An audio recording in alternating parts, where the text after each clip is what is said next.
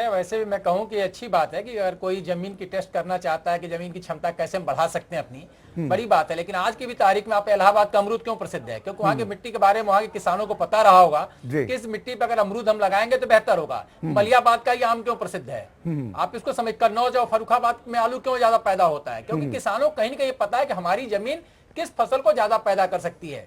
ऐसे आप गाजीपुर को ले लें, बस्ती को हल्दी की बात आती है। ये सारी ऐसी खेतियां जो किसानों को कमोबेश पता है, आपको बस उनको सुविधा देनी है। जैसे केन की बात हम करते हैं, अगर गन्ना है तो क्या गन्ना केवल गुड़ के काम आएगा, चीनी काम आएगा, या उससे हम कुछ और बेहतर कर सकते हैं?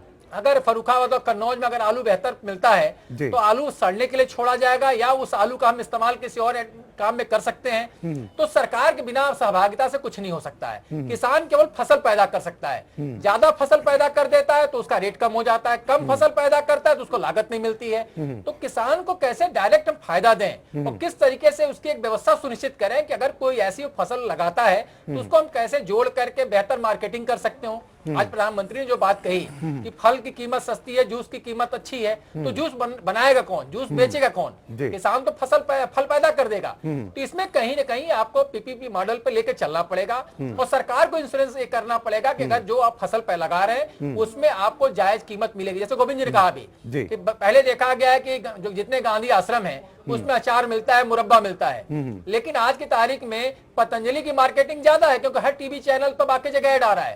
गांधी आश्रम का ऐड कहाँ है कि क्या क्या मिलता है?